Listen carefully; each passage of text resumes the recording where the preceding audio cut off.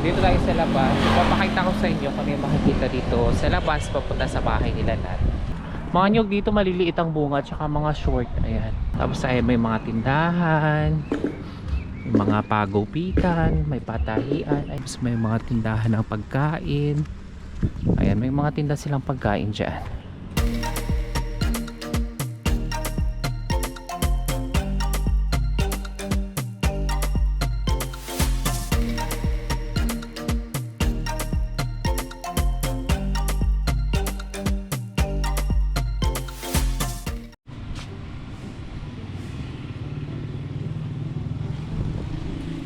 Hello mga kagana, kamusta po kayong lahat? Welcome po sa ating another vlog.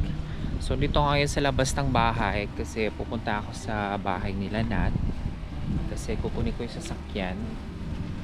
Kasi kahapon nga hindi ko nadala. So dito tayo sa labas. Papakita ko sa inyo kung ano yung makikita dito sa labas papunta sa bahay nila Nat. Kasi malapit lang din naman. So ayan, medyo madumi. Mahangin ngayon. Ay merong tindahan dyan. Tapos yan, maglakad-lakad lang tayo. Yung bahay namin, dyan kami nakatira. Dito naman kasi hindi naman ganun kainit ngayon dito sa Ghana, pero medyo mahangin lang kasi maaga pa.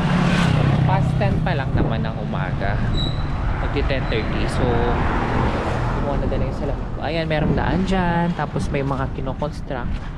Dito kami laging naglalakad ni Blue. Ito parang may tindahan dito si Auntie. Pero hindi ko alam kung ano yung tindahan. Kaya yung mga binibenta ni Auntie dyan. Yung tindahan. Dito kasi sa Ghana, marami mga bahay na parang ginagawa tapos na-abandon na katulad nito. Ayan. Ayan, meron dyan naghahakot ng gaas. Ayan, nagbibenta si Auntie dyan. Ayan, magaganda rin naman yung mga bahay dito. Parang office to siya or parang apartment. Hindi ko lang alam. Malapit lang naman yung bahay nila natin sa amin. Siguro mga less than 10 minutes lang din naman. Ayan. May maraming mga bahay na magaganda dyan, oh. Kita nyo? Tapos may mga motor. Ito, basura. Ayan. May creek. May kanal. Ito, international school, my first step. Actually dito sana namin gustong pag-aralin si Blue. So sabi namin doon na lang muna sa tabi ng bahay kasi mas malapit. Ito malapit din naman. Ayun lang yung bahay namin. Tapos ito lang yung international school. Dito sa school na to maraming mga mga expat na nag-aaral, lalo na mga Lebanese. Dito isa to sa kanilang school para sa mga Arab talaga dito sa Ghana. Ito na yung kanto. Ayan. Yung mga dyan dumadaan yung train sa likod ng mga bahay na yan. So malapit lang talaga. Ayan. Daming nyug, oh. Mga nyug dito maliliit ang bunga tsaka mga short. Ayan. Wala kasing pasok ngayon yung mga estudyante kasi nakabakasyon. Kasi nga mag-holiday or ano ba yun? Holiday na nga dito, mag-holiday kasi nga Easter week sa ganyan. So ayan, may mga tindahan. Ito si kuya yan siya, parang nagpa-parlor. Nagbebenta ay itong batang ito. Parang sapatos pala, naglilinis ng sapatos. Tapos ay may mga tindahan. May mga pagupitan, may patahian. Ayan, may patahian pala dito. Ay, may mga bintahan din ng ay, nagbebenta ng damit. May mga watermelon. Ay, may watermelon pala doon. May mga bintahan pala ng damit doon. Tsaka may pagupitan. Ito naman nagbobote bakal. Ayan. Tapos ayun si kuya, kung nakikita nyo, nakaupo sa ilalim ng punong kahoy. Nagre-relax kasi baka nainitan. Meron din pala ditong bagong shop, oh. Metal glass fabricator. May mga bagong tindahan dito ngayon. Ito maganda rin to, oh. Itong bahay na to. Ayan. Wala masyadong dumada ang mga sasakyan dito kasi nga maaga, tapos Hindi naman siguro ganun ka-busy ngayon. Kasi lahat nasa trabaho na. Ito yun, meron. Yun nakakita oh. Tapos nandiyan na yung bahay nila lahat. Ang lapit na. Sabi ko sa inyo, less than 10 minutes na dito na kayo eh. Dito sa Ghana, dito yung ganyan yung mga tindahan. Yung mga bahay. Ganyang type.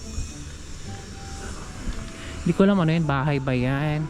Or makikita mo lang siya kung saan saan sa gilid-gilid. Marami yung mga ganyan dito. Ito maganda rin oh. Champagne Street. Champagne Street pala to. May mga niyog. Tapos ganyan, may mga kiosk. Sa mga parang plywood lang siya na ginawang maliliit na bahay or tindahan. Kasi yung parang Gcash sa Pinas, yung mobile money, ganyan. Tapos may mga tindahan ng pagkain. Ayan, may mga tinda silang pagkain dyan. Yung buffalo, tsaka bangko. Ayun si auntie, nakikita nyo. Nandun nakikita nyo, gumagawa ng pagkain niya. Gumagawa siya ng binibenta. Ayun, nagluluto. Ayan, dito. Ito paganda rin itong bahay na to. Oh. Ito kasi mostly dito mga apartment eh. Ayan, mga bahay dito, mga apartment. Tapos pinaparentahan syempre para may passive income din. Kasi marami nga mga expat dito nag-prefer na magrenta na lang kaysa magpatayo ng bahay. At saka syempre company naman nagbabayad. Ayan. Ito yung tinatawag natin na orange apartment. Ayan. Para mapabilis ka talaga dito kung gusto mong makapasok agad. Yan, magmotor ka or mag-Uber. Ayan, ayun, Uber yung puti. So dito na tayo sa bahay nila. At ayan, ito yun naman, di ba? Ang linis. Wala masyadong mga nagbibiyahe ngayon. Tsaka okay yung daan. Ayan. So dito na ako sa labas.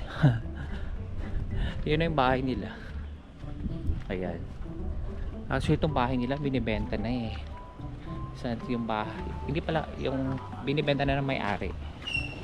Ayan, dito na ako sa labas. Ayan. Tawagan ko lang sila. So ayun lang po yung ano, yung biyahe or yung lakad mula bahay hanggang dito kay Lanat, 'di ba? Ang bilis lang. Super fast. Less than 10 minutes nandito na ako sa bahay nila. Lakad-lakad. Di ko na pinasama si Blue kasi medyo mainit. So ayun lang. Ayan, dito na tayo. So yun lang po yung makikita. Hopefully nag-enjoy kayo sa inyo nakita dito sa aming